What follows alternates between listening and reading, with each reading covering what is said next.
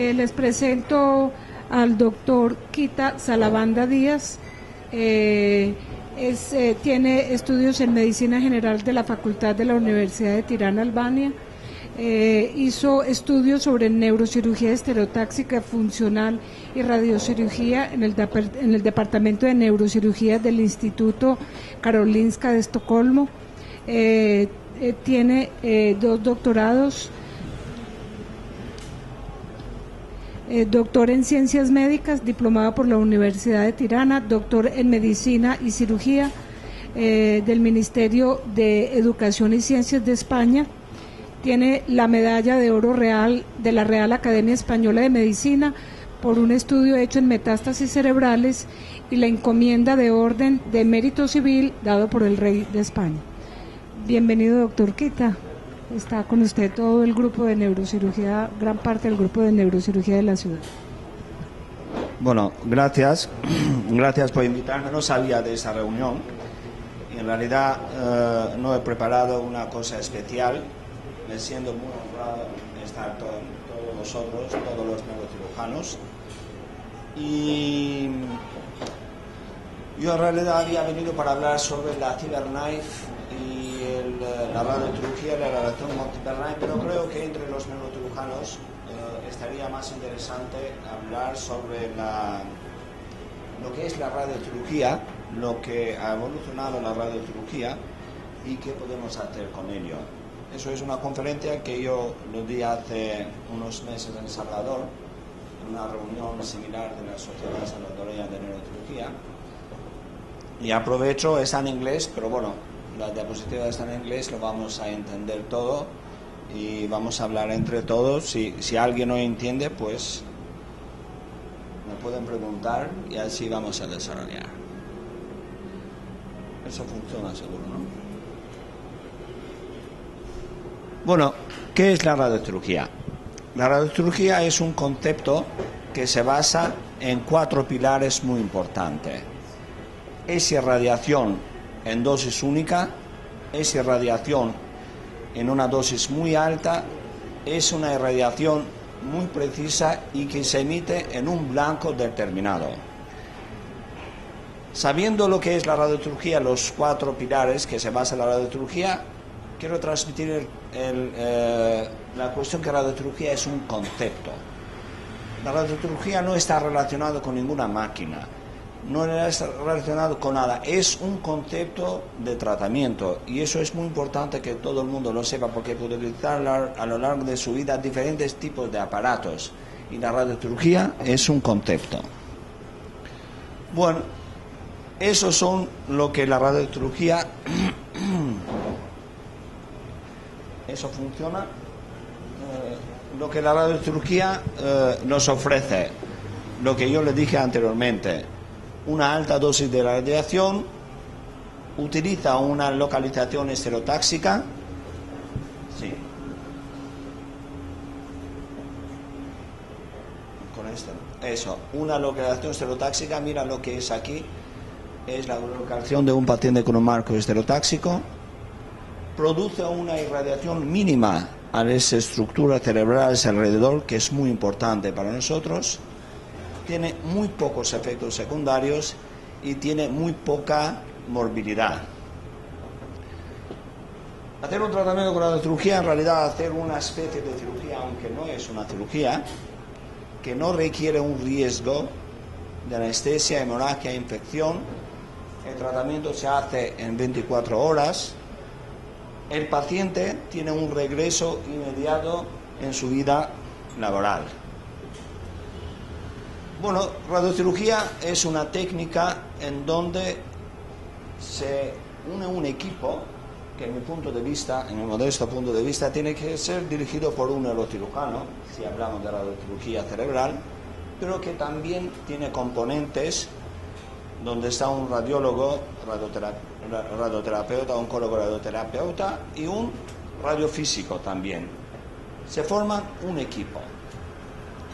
Los primeros datos sobre la radiocirugía, y nosotros los neurocirujanos tenemos que sentir orgullosos, lo ha hecho un gran neurocirujano que ha sido Lars Leksell. Lars Leksell ha sido siempre un gran neurocirujano. En el año 1951, en Suecia, Lars Leser diseñó la primera máquina que se llama Gamma Knife. Y con eso, cuando Lars Leser diseñó esta técnica, lo diseñó para hacer lesiones, tratamientos funcionales. Y había empezado en Uppsala con protones y después desarrolló la máquina que nosotros lo llamamos Gamma Knife.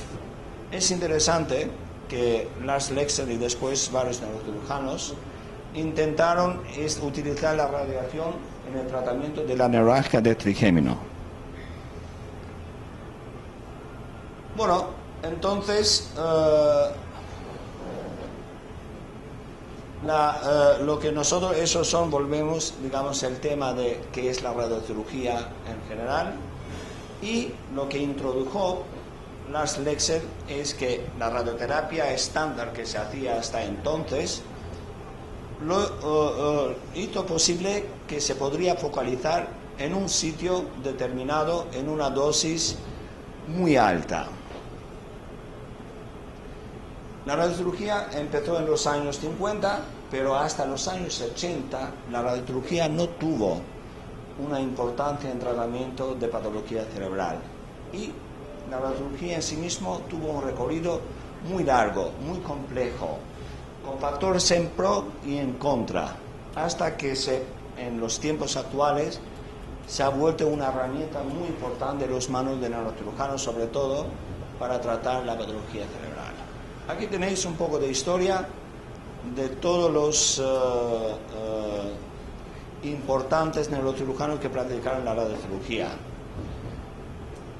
Por ejemplo, empezamos por Leser, Kleber, después Barcia en Valencia, que es un neurocirujano español, su hijo es muy amigo mío, y Betty en Buenos Aires. Y después ya empezó la radiocirugía en los Estados Unidos. Aquí tenemos los primeros datos de la radiocirugía en Buenos Aires, y son los centros de radiocirugía en la Universidad de Gainesville. Este es Friedman, también es el jefe de neurocirugía de la Universidad de Gainesville en Florida, que desarrolló los sistemas de LINAC con radiocirugía. Y la radiocirugía siempre, y yo quiero aclarar un tema, ha sido un debate entre quién es el mejor, qué máquina es mejor. Pero en esencia yo creo que eso es un tema puro comercial. Es bueno la Gamma Knife, o es bueno el ArcelorMittal, como también es bueno la CyberKnife. Digamos, lo que nosotros queremos hacer la radiocirugía es un concepto. La aplicación, la tecnología que llega a su fin podría ser diferente. Nosotros organizamos en Madrid el segundo congreso de radiocirugía, el tercer congreso de radiocirugía internacional en el año 1997. El sistema de radiocirugía se ha evolucionado desde con los protones que tenemos aquí, y después con el sistema de Gamma Knife, que utiliza fuentes de cobalto, 201 fuentes de cobalto, un cobalto 60, y que en realidad el sistema de Gamma Knife, desde cuando ha nacido hasta ahora, no ha evolucionado mucho. Todos los sistemas, ese es el sistema de la Universidad de Florida de Gainesville, que lo elaboró Friedman con Bova. Tiene un sistema de muy alta precisión. Es el único sistema de radiocirugía con LINAC que te puede ofrecer una decisión submilimétrica por el apoyo que hace la cabeza sobre un piedestal. Pero eso son cosas muy, muy técnicas. ¿Dónde evolucionó la radiocirugía desde los equipos que nosotros tuvimos? Evolucionó en esos sistemas. En dos sistemas muy nuevos. Evolucionó en concepto, en el sistema frameless que está aquí. Evolucionó el concepto de la planificación inversa y de IMRT. Y evolucionó en dos máquinas nuevas que mejoraron la manera de hacer radiocirugía, que es la Tomotherapy y CyberKnife. Si hasta ahora la Gamma Knife aportaba una manera de hacer radiocirugía, los dos sistemas nuevos de Tomotherapy y CyberKnife aportaron una evolución en el concepto de la radiocirugía, sobre todo basando en lo que se llama la planificación inversa y en el lipofraccionamiento. Esos son los dos sistemas de tomoterapia que nosotros hemos utilizado en Madrid. Ese es un sistema que nosotros en Madrid lo hemos diseñado para hacer radiocirugía con tomoterapia, y ese es el sistema de CyberKnife versión del año 2010. ¿Qué tiene ese sistema? Ese sistema de CyberKnife tiene un robot, que es el mismo robot que se utiliza en la construcción de coches en Alemania, y a este robot se ha añadido un acelerador lineal donde se emite la irradiación. Y para ser otra vez orgullosos, el sistema de CyberKnife también lo diseñó un neurocirujano que ha sido John Adler, que lo hizo esto en Stanford, California. Las dos aportaciones más importantes en la radioterapia, en la radiocirugía, la han hecho dos neurocirujanos, porque ha surgido de una necesidad que tenemos los neurocirujanos para tratar ahí donde la cirugía no llega, para complementar la cirugía. Y aquí tenemos diferentes equipos de radiocirugía, y a Gamma Knife hoy le ha salido un competidor que es Mazep Infinity, que es una máquina muy inteligente que lo han producido en China. Yo fui el año pasado para ver esta máquina, que es muy interesante como máquina. Bueno, aquí son unos datos que yo creo que para nosotros no tienen mucha importancia, de comparación de sistemas diferentes de tratamiento con radiocirugía. Y lo que yo quiero aportar es qué aportaron de nuevo los sistemas que yo digo, la tomoterapia y la CyberKnife. Lo que aportaron de nuevo esos sistemas es que tratamos, aquí tenemos un tumor, aquí tenemos la médula, y nosotros somos capaces de irradiar este tumor y no irradiar la médula. Eso es lo de nuevo que aportaron sistemas de CyberKnife y de tomoterapia en la radiocirugía. Y aquí tenemos un paciente con un neuronoma de acústico bilateral, NF2, lo tratamos en el mismo tiempo, y aquí tenemos el tronco cerebral que no recibe ningún tipo o ninguna dosis de radiación. Es el sistema que nosotros hemos diseñado en Madrid para la tomoterapia, para hacer un sistema de posicionamiento de la cabeza. Cuando nosotros hablamos de radiocirugía basado en la guía estereotáxica, tenéis que imaginar que aquí tenemos la cabeza de una persona metida en una guía estereotáxica. Eso es donde nosotros los neurocirujanos lo consideramos como un tratamiento agresivo. Esos son tipos de tratamiento con tomoterapia, y esos son tipos de planificación diferentes. ¿Qué aporta CyberKnife?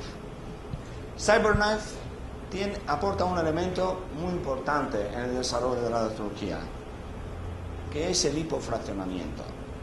El tratamiento en dosis única nosotros hasta ahora lo hemos hecho con todas las técnicas que hemos tenido en nuestras manos, que sea un acelerador lineal, sea un Gamma Knife, pero lo que no habíamos conseguido hasta ahora es hipofraccionar la dosis. Es decir, hacer un tratamiento de alta precisión en 3 fracciones. Yo le voy a explicar que utilizando CyberKnife en 3 fracciones tenemos muchas facilidades en determinados casos que con otras técnicas no podemos tratarlo. Esta técnica nos permite tener una conformación muy alta de dosis de radiación, una precisión muy alta, una caída de la dosis muy importante, y lo que a mí me gusta mucho poner en evidencia es la planificación inversa. ¿Qué es la planificación inversa? Cuando nosotros irradiamos un tumor, en todos los sistemas actuales decimos que vamos a por este tumor, le damos una dosis determinada, y después pensamos qué dosis recibe el órgano que están ahí alrededor. Supongamos que tenemos un tumor que está empujando el quiasma. En este caso, con todos los sistemas actuales, nosotros irradiamos el tumor y después vemos lo que recibe el quiasma. La planificación inversa es decir que yo pongo límites de radiación en el quiasma para no hacer daño, y después de eso veo lo que puedo tratar el tumor basado en el principio que tenemos, no hacer daño. Eso es un principio básico en la medicina, y con la planificación inversa nosotros lo podemos conseguir. El sistema de CyberKnife tiene un tratamiento que hace con una precisión muy alta, no necesita la colocación de la guía estereotáxica que yo le comenté antes, hace diferentes tipos de tratamiento y tenemos parámetros de radiación muy importantes. El proceso es, para hacer eso tenemos que hacer un TAC, una resonancia magnética de planificación, y tenemos que hacer una mascarilla, una máscara termoplástica para mantener la cabeza en una posición casi inamovible, no es inamovible, pero para sujetar la cabeza.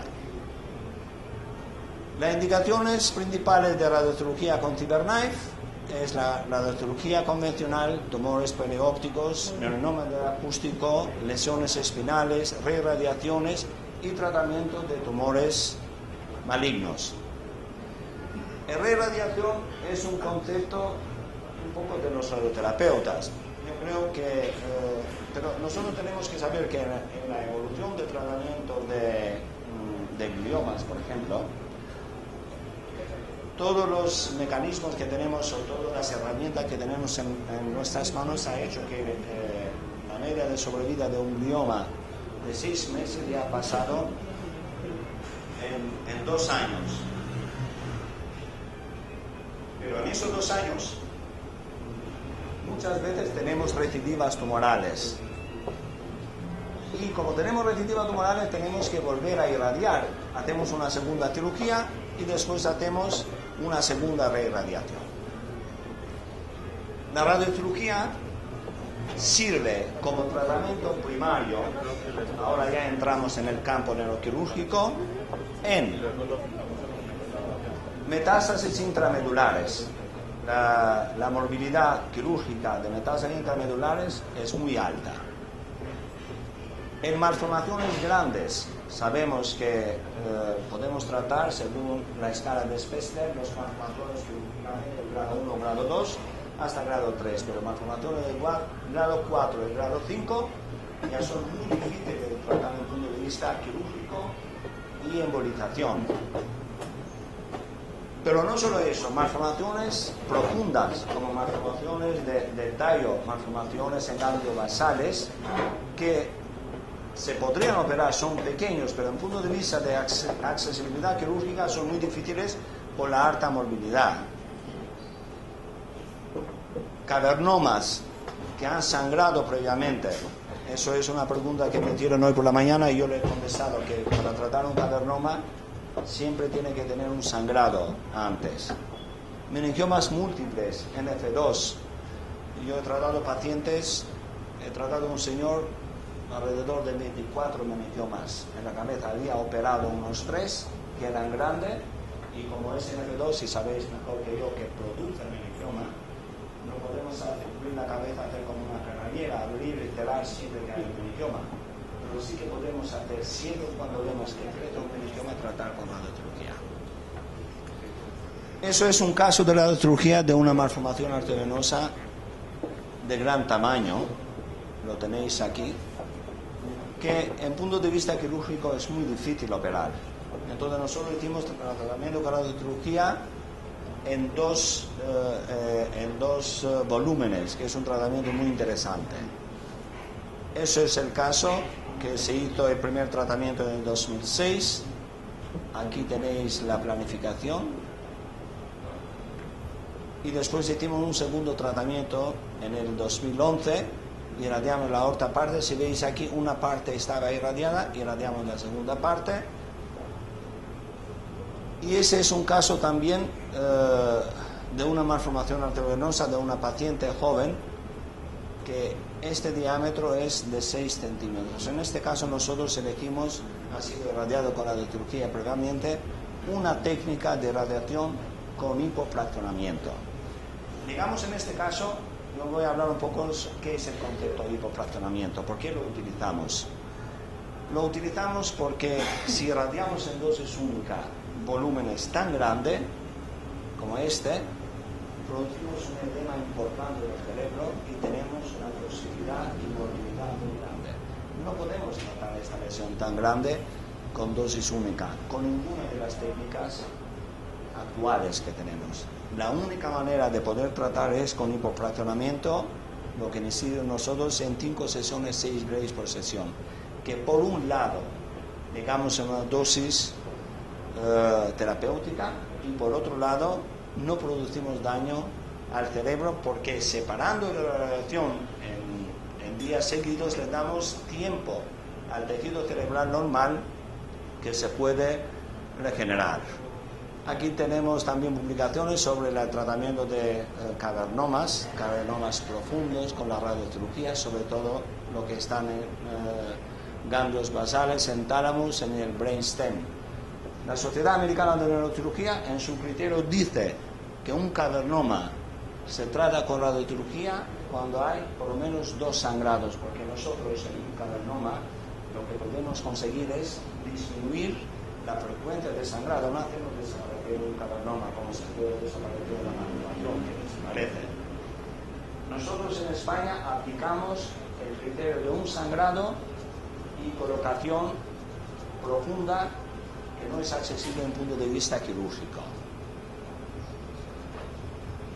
Cuando la radiocirugía se utiliza como un tratamiento adyuvante o sustituye la cirugía, aunque un paciente es accesible desde el punto de vista quirúrgico, a veces no lo puedes operar.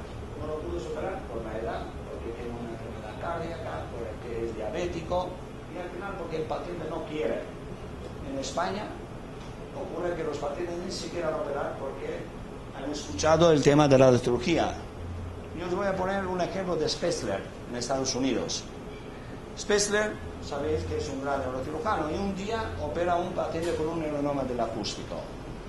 La paciente sale muy bien, no tiene afectación facial, tiene pérdida de audición, evidentemente, porque tenía afectación de nervio auditivo, y la señora después de eso, pero Spetzler no habló de radiocirugía, demanda a Spetzler, no por la cirugía, pero porque Spetzler no había hablado de otra opción terapéutica que es la radiocirugía, y que la paciente al final lo iba a decidir si iba a hacer cirugía o radiocirugía. Lo demandó y ganó el juicio con Spetzler, con uno de los grandes neurocirujanos de Estados Unidos. Eso quiere decir que la radiocirugía es un elemento que tenemos que tomar en consideración en pacientes donde la cirugía puede producir morbilidad y mortalidad, en pacientes con enfermedades concurrentes, lo que yo les dije antes, en pacientes de edad avanzada. Ahora tratamos pacientes con la cirugía de 85 años, cuando tienen metástasis, cuando tienen meningomas, o en el caso que tenemos recidivas quirúrgicas. Cuando la radiocirugía nos sirve como un tratamiento que ayuda a la cirugía, el neuronoma del acústico. Hoy, si hacen una cirugía del neuronoma del acústico, el paciente sale por lo menos con pérdida de audición.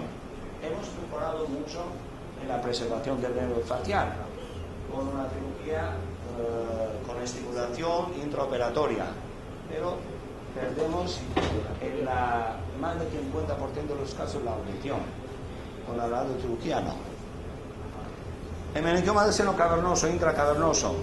Yo vuelvo a repetir lo que he explicado. Yo he estado con Dolenz, y también he operado con Fukushima, cuando tenía mi formación de Dolenz. Sabéis mejor que yo que era el gran neurocirujano del meningioma del seno cavernoso. Tiene las 3 vías de entrada en el seno cavernoso.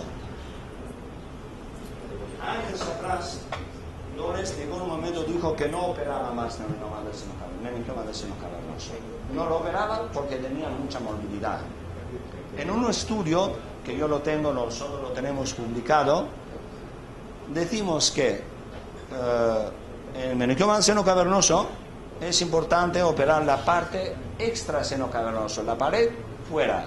Lo que está dentro del seno cavernoso nosotros no lo operamos. No lo operamos nosotros y no lo operaba en parte de esa cirugía. El meningioma de base de cráneo, lo he dicho eso de Fukushima porque he visto operaciones de 12 horas de cirugía. Fukushima tenía una costumbre muy interesante, operaba 1 hora, 1 hora y media, después salía, tomaba un café, dejaba al residente que estaba ahí aspirando, volvía, operaba 1 hora y media, 2, salía otra vez, entonces terminaba de la cirugía 12 horas. En tumores periópticos, el meningioma clivus de foramen magno. En los tumores del tronco, del tallo, bulbomedular, la unión bulbomedular. En malformaciones también grado 1, grado 2.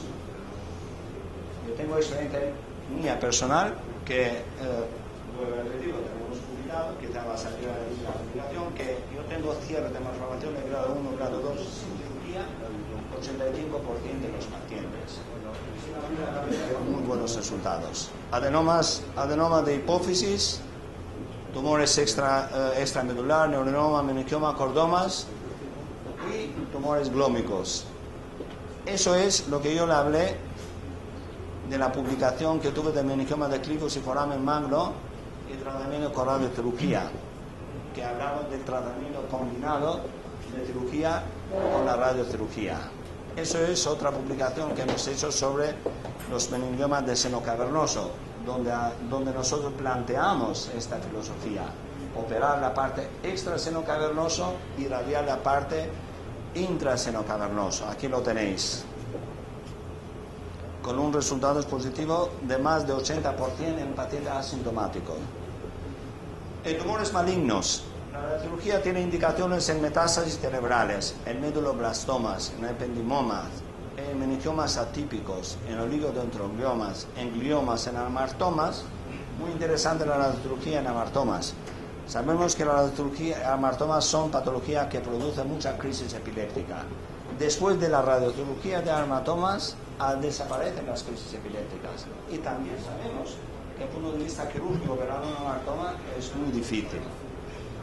Y en tumores malignos de la médula, que también tienen una alta morbilidad quirúrgica. Eso es otra publicación que nosotros tenemos sobre tratamiento con la radiocirugía en meningiomas atípicos, que lo hemos publicado en la revista Roja, que es la revista más importante de oncología radioterápica.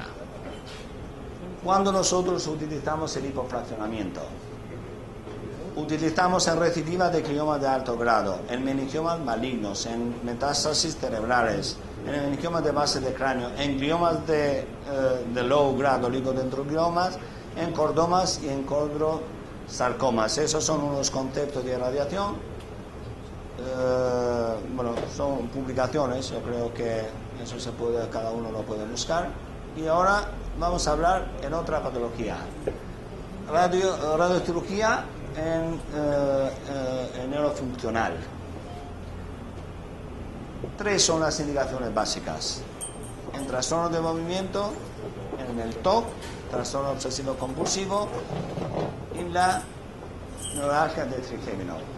Yo personalmente soy partidario de la radiocirugía en esos 2 elementos, en trastornos obsesivo compulsivos y en trigémino. Soy menos partidario en Parkinson. Soy menos partidario en Parkinson y yo no lo utilizo por electrodo, porque considero que para definir dónde está el núcleo que nosotros tenemos que irradiar, no se puede basar solo en una resonancia magnética, porque basado en una resonancia magnética posiblemente te equivocas. Yo creo que tenemos que buscar dónde está el sitio y dónde tenemos que irradiar. Y por este motivo me gusta y lo hago con un electrodo, no con radiocirugía. Pero sí en el trastorno obsesivo compulsivo, en el neuralgia del trigémino, la radiocirugía tiene, en los casos, sobre todo el trigémino, que no tiene encima una arteria, la arteria venosa superior, que naturalmente es una habilitación quirúrgica, se puede irradiar. Bueno, ¿qué ofrece la radiocirugía a los radioterapeutas? ¿Qué le hemos dado a los radioterapeutas nosotros? Le hemos dado una dosis alta de radiación, le hemos dado la posibilidad de irradiar la cabeza después de hacer VOS, le hemos dado la posibilidad de utilizar una dosis radical en un tiempo muy corto, en hipofraccionamiento con efectos minimales sensores. La radiocirugía, y eso son las fotos de los 2 grandes neurocirujanos que trabajaron sobre la radiocirugía, no es una herramienta solo en manos de radioterapeutas, para no decir en manos de radioterapeutas. Yo lo considero la radiocirugía una herramienta en manos de un neurocirujano. Es un tratamiento no invasivo, es un tratamiento radical, es un tratamiento muy eficaz. y porque nosotros los neurocirujanos somos expertos en el sistema nervioso central, yo creo que sin el neurocirujano la radiocirugía no cumple con sus objetivos. Lo que piensan que la radiocirugía lo pueden hacer solo los radioterapeutas porque la ley los permite o los avala, se equivocan profundamente. La radiocirugía nos da una dosis muy alta y sobre todo, miran este elemento que estoy poniendo aquí. La radiocirugía es coste-beneficio eficiente. A nosotros no nos interesa. Está claro que un neurocirujano opera, tiene que gastar todo lo que tiene que gastar para hacer una cirugía, pero ya los sistemas nacionales de salud de diferentes países están pensando en eso. Se han hecho estudios comparativos. Bodo Lipitz es un neurocirujano que trabaja entre Londres y Karolinska. Han hecho estudios en Canadá, en Estados Unidos y en Europa, y han comparado el precio, el coste real de una cirugía con el coste real de una radiocirugía en tumores diferentes, sobre todo, por ejemplo, en el neurólogo acústico.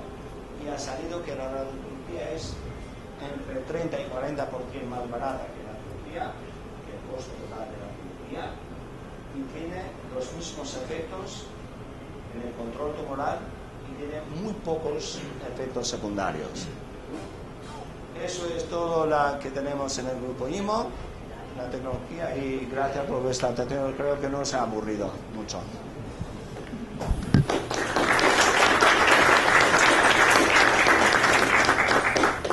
Si tenéis interés, yo os puedo demostrar varios casos clínicos que hemos tratado con radiología de patología diferente. Si tenéis interés, si no. La microcompresión vascular. Solo lo utilizamos en el caso que en el estudio de resonancia magnética vemos compromiso arterial sobre el trigémino. La radiocirugía hoy en neuralgia de trigéminos en Estados Unidos es un tratamiento en la primera línea, no secundario, no adyuvante. Ni siquiera piensan hacer diferentes tipos de tratamiento. Que tenemos otra cosa en trigémino, que muchas veces cuando nosotros hacemos diatermocoagulación, en 1 año, 2 años, el paciente vuelve a tener crisis. Sobre todo cuando hablamos de la neuralgia de trigémino con placas en el cerebro, vuelve a tener crisis. Con la radiocirugía también puede volver a tener crisis, pero el tiempo libre de enfermedad es entre 5 y 10 años. Y por eso se han puesto como un tratamiento primario.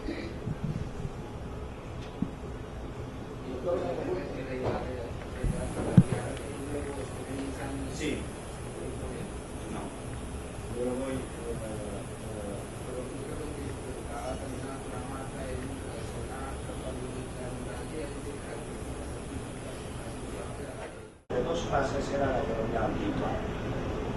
No solo era la teoría antigua de tratamiento de malformaciones, pero es la teoría reciente que defiende la gente que utiliza la radiocirugía con Gamma Knife. ¿Por qué? Porque Gamma Knife tiene 4 colimadores, son de 4, de 8, de 12 y 16. En una malformación de un diámetro de 6 centímetros o 5 y media, para hacer este tipo de tratamiento tienes que pasar 12 horas en la máquina.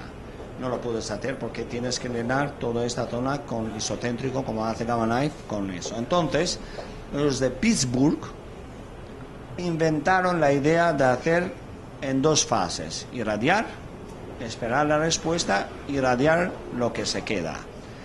¿Qué hemos visto nosotros? ¿Por qué hemos cambiado esto? Porque hemos visto que en este tiempo de la primera radiación a la segunda radiación nos ocurren 2 fenómenos. Primero, sangrado, que puede ocurrir, y segundo, tenemos una modificación de estructura de malformación arteriovenosa. Una malformación arteriovenosa no es una estructura fija, que no se mueva. Aunque no es un tumor, se comporta como un tumor en su fisiología de evolución de una malformación arteriovenosa y cambia la estructura. Sabemos que alrededor de una malformación arteriovenosa tenemos los vasos arteriales que son latentes, que no funcionan, y cuando cambia el flujo de malformación, esos vasos empiezan a funcionar. Entonces tenemos 2 fenómenos, uno de sangrado y uno que la malformación arteriovenosa ha cambiado la estructura inicial. Entonces eso ha sido un problema. Y por eso nosotros ahora hemos cambiado de teoría, hemos pensado hacer un hipofraccionamiento tratando de global toda la malformación en 3 sesiones, por ejemplo.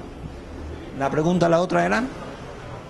¿Cuánto tiempo se excluye la malformación? La regla de oro es 3 años. Si una malformación en 3 años no está excluida, tienes que volver a irradiar. ¿Qué tienen esos 3 años? Pues tienen el riesgo de sangrado.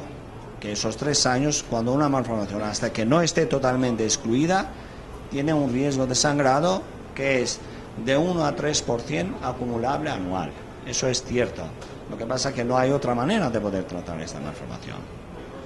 Por ejemplo, aquí tenemos los casos que nosotros hemos tratado en nuestro grupo. Mira, hemos tratado casi 1000 y pico malformaciones, 1000 metástasis, 850 meningiomas, casi 800 neuroacústicos, diferentes tumores, y funcional alrededor de 90 pacientes, solo neuralgia del trigémino. Yo no he hecho ni TOC ni Parkinson. Parkinson porque no estoy de acuerdo, TOC porque no tenemos un sistema de apoyo de psiquiatría para poder hacer este tratamiento. Eso es la máscara que se utiliza para hacer la radiocirugía, pero yo lo voy a ir en unos casos clínicos que me parecen interesantes. Bueno, este es un paciente con un glioma, con un astrocitoma de bajo grado, que fue tratado la primera vez en el año 84. Algunos no han visto los casos, pero como hay más gente, es interesante que lo vean. En 84 era un astrocitoma de bajo grado, fue intervenido quirúrgicamente, lo hicimos radioterapia, quimioterapia. En el febrero de 2011, por una clara recidiva, hicimos otra intervención quirúrgica, fue un astrocitoma maligno. Hicimos el esquema estándar con quimioterapia y el paciente en agosto de 2011 nos demuestra una recidiva, otra recidiva tumoral que está aquí.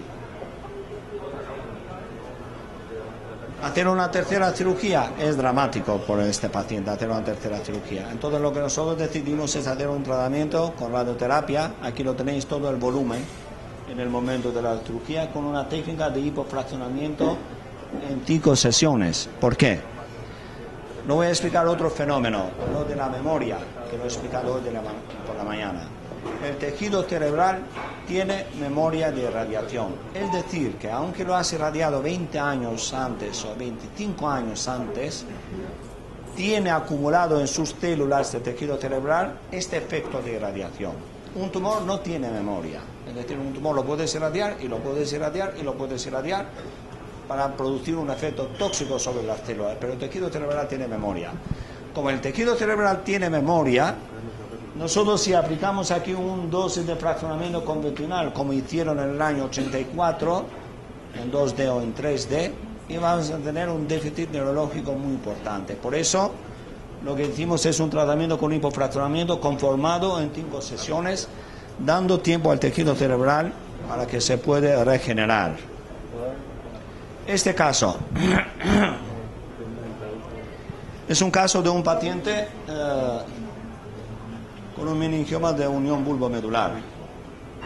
Este paciente ha sido operado en 2 ocasiones y después le habían dado un tratamiento con radioterapia en 2D. Nos viene a nosotros por crecimiento tumoral y porque se agrava su situación clínica. ¿Qué hacer con este paciente? Pues hacer una tercera cirugía. No son los mejores que los productos para tratarlo.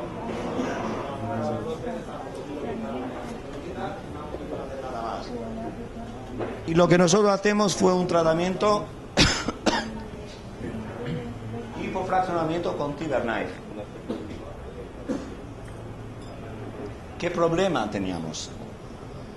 Esto, que la unión bulbomedular y el tallo está empujado y tiene solo 1 centímetro de tamaño. Si nosotros hacemos una radioterapia convencional, quemamos el tallo, porque ya tenía 60 grays. Quemamos el tallo, el paciente o moriría de afectación de los núcleos de respiración o iba a tener un gran déficit neurológico. Y por eso nosotros hicimos un tratamiento con CyberKnife, con un fraccionamiento en 5 sesiones, irradiando la base de implantación, sabiendo que el meningioma se irradia, se vasculariza por la base de implantación para cerrar las arterias e infradosificar cuando estamos cerca del tronco. Es el caso de la malformación que vimos.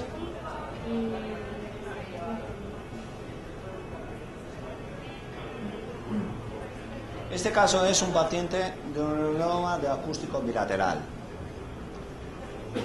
Este paciente tiene un NF2 y tiene 2 neurinomas. En el lado izquierdo ha perdido completamente la audición. En el lado derecho, aunque la lesión es más grande, no ha perdido la audición, tiene preservada una audición funcional. ¿Qué tipo de tratamiento vamos a hacer? ¿Qué pensáis vosotros, sobre todo en el cirujano? ¿Qué podemos hacer con este paciente? Hacemos una cirugía del lado derecho. Dejamos a este paciente sordo. ¿Quién se atreve? Yo no me atrevo a hacerlo. Y cuando vino el paciente ni pensaba que podía hacer una cirugía en este lado y dejar sordo a este paciente. Entonces lo que hicimos fue, aquí donde había perdido la audición aplicamos dosis única, la cirugía en dosis única, y donde no había perdido la audición aplicamos el sistema de hipofracturamiento y el paciente no perdió la audición prácticamente. Esos son los datos del neurinoma del acústico. Y ahora os voy a hablar de lesiones medulares. Esta paciente que veis aquí, tenía varias lesiones cerebrales. Es una paciente que empieza en el año 2006 con un cáncer ductal infiltrado de mama. A esta paciente nosotros le operamos 2 lesiones cerebrales. Le hicimos tratamiento con radioterapia craneal con un bus integrado sobre las lesiones cerebrales.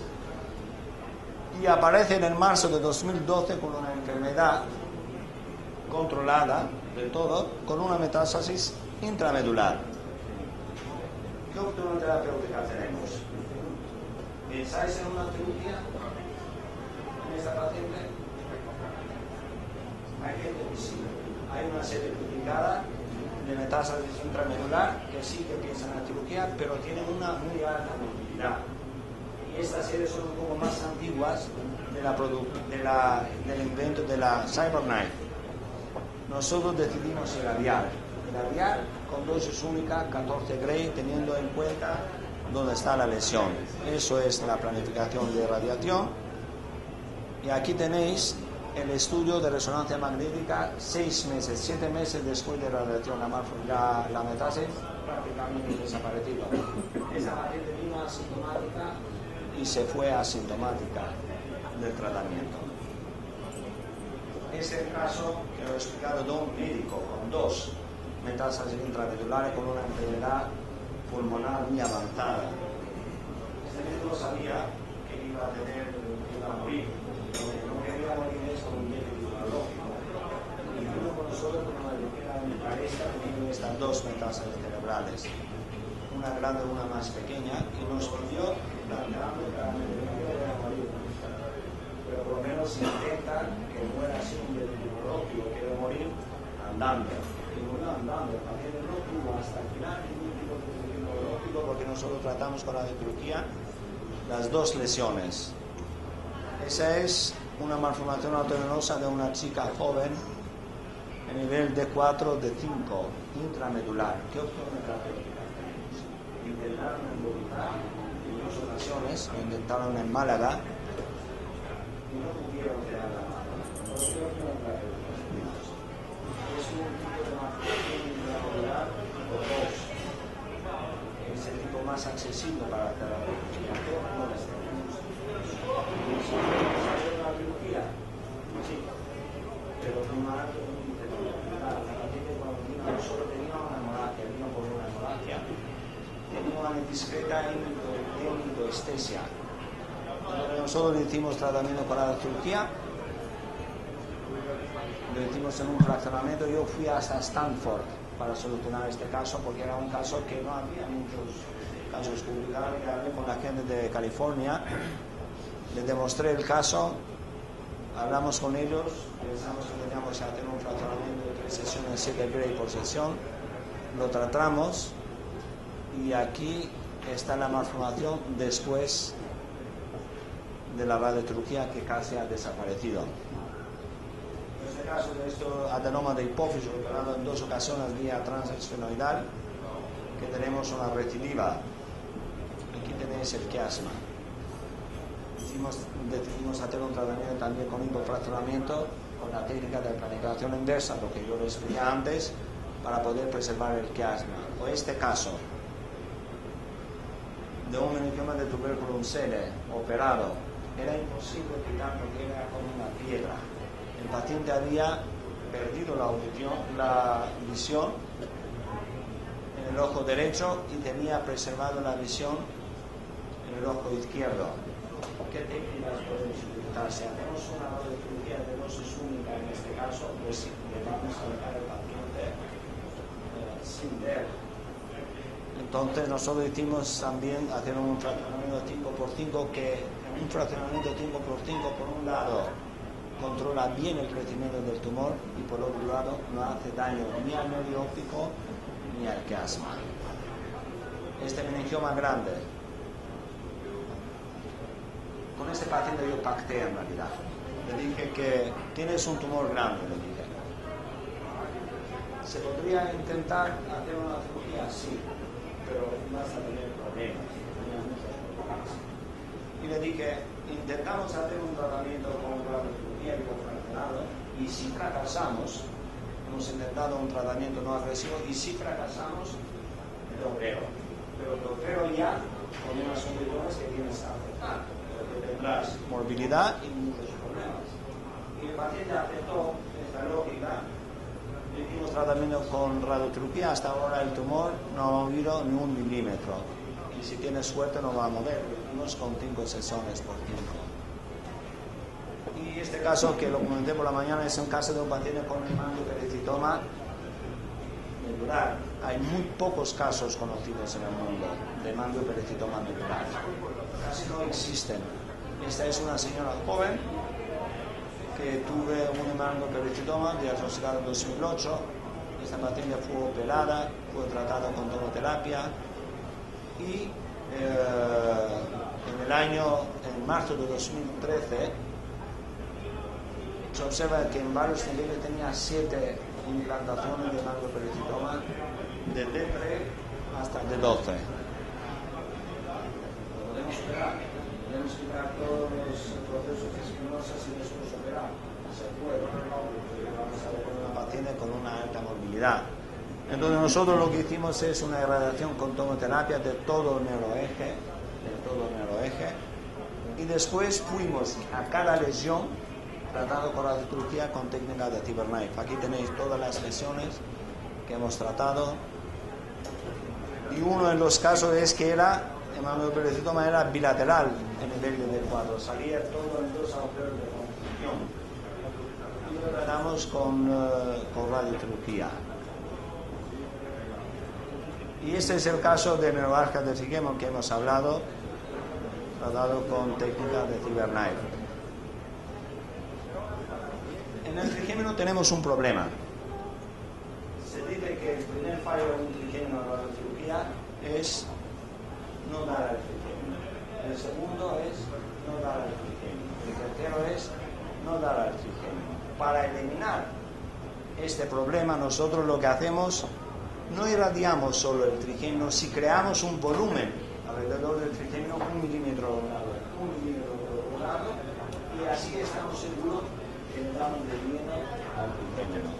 Eso es una aportación que estamos haciendo nosotros en tratamiento de la neuralgia del triquemio. Aquí tenemos la planificación y bueno, esos eran los casos clínicos, porque el resto hemos hablado.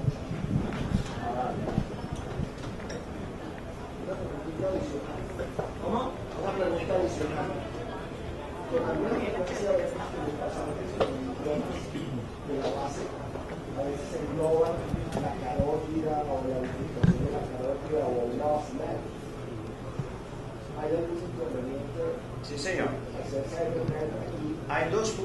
informes hasta ahora que demuestran que en los meningomas del seno cavernoso, que engloba la carótide, tratado con la cirugía con sistema de Gamma Knife, se ha producido oclusión de la carótide y a consecuencia se ha producido una hemiparesia grande con un infarto grande hemisférico. ¿Por qué ocurre eso? Ocurre porque el tratamiento con Gamma Knife es un tratamiento isocéntrico, es decir, que dosis de radiación con Gamma Knife puede llegar en el sitio donde está la carótide 25 grays y hace el mismo efecto que hace como si estás tratando una malformación arteriovenosa y a consecuencia cierras la arteria. Con otras técnicas no haces una radiación isocéntrica, haces una radiación con una dosis casi equivalente en todo el tumor y no llegas picos altos de 25 grays que tratan con Gamma Knife. Y en ese sentido eliminamos este riesgo que es cierto, que existe y está publicado. Es así.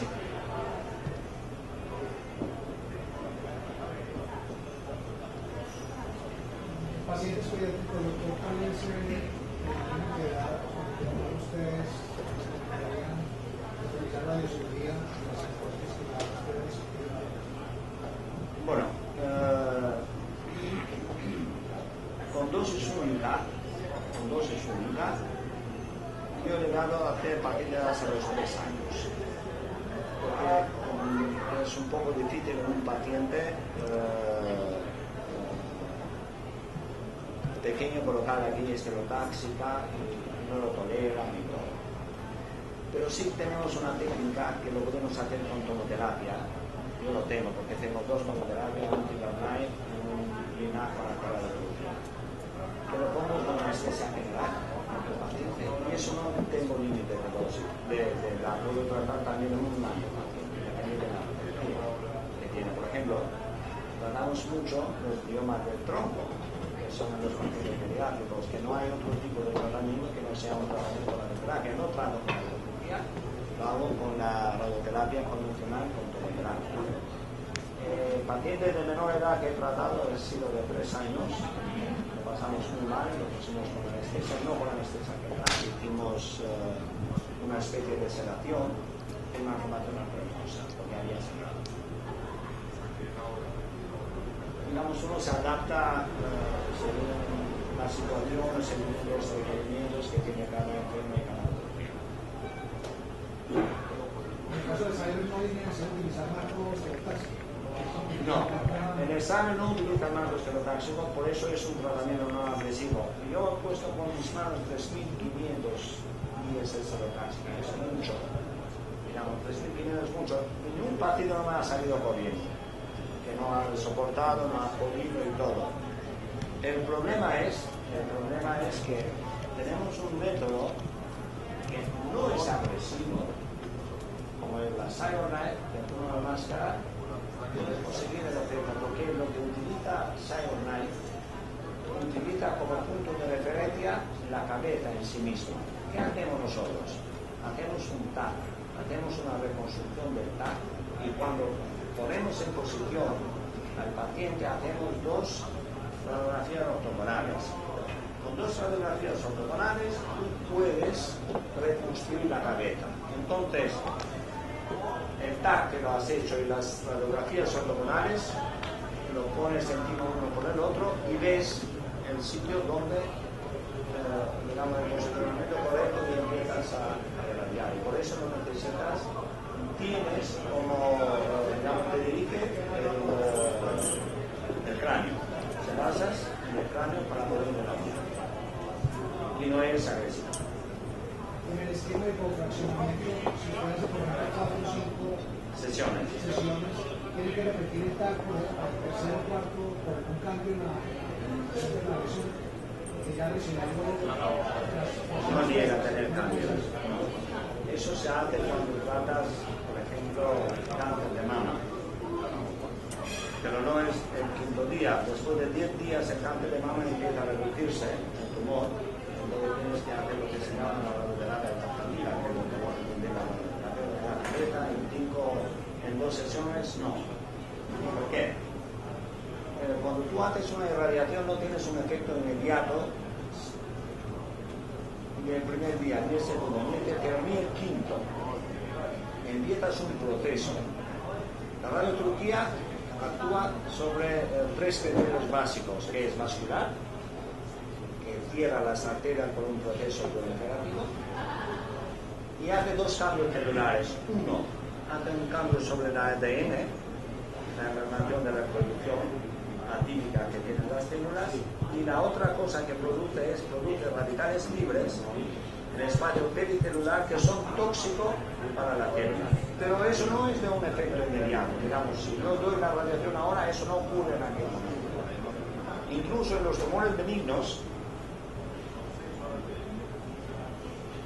en los primeros 6 meses yo he visto que los tumores se abomban un poco.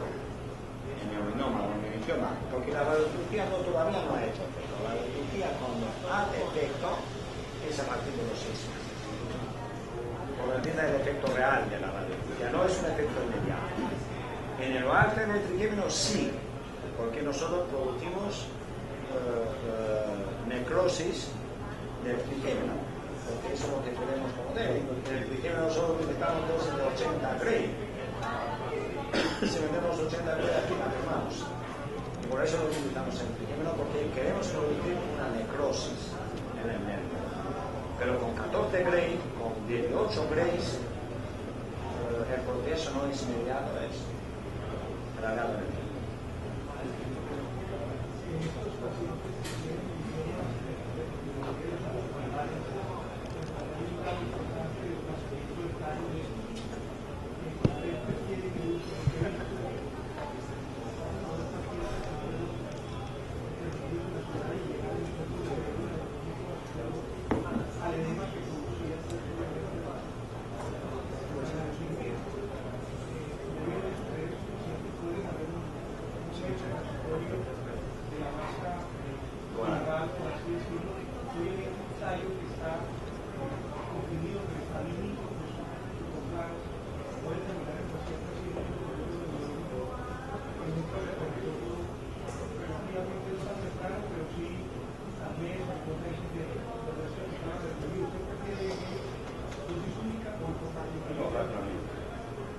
Si hago dosis única, en esa publicación que yo lo he contado, de hecho dosis única, lo que hago es al radio, con dosis única de la base de innervación, donde las arterias para cerrar las arterias y disminuyo la dosis cuando está cerca del órgano de yeso. Pero quiero decir también una cosa, que en los micromas que nosotros tenemos el tallo empujado, el primero ha sido lento, porque un tallo empujado en esa situación, si el primero ha sido rápido, va a tener unas consecuencias clínicas desastrosas.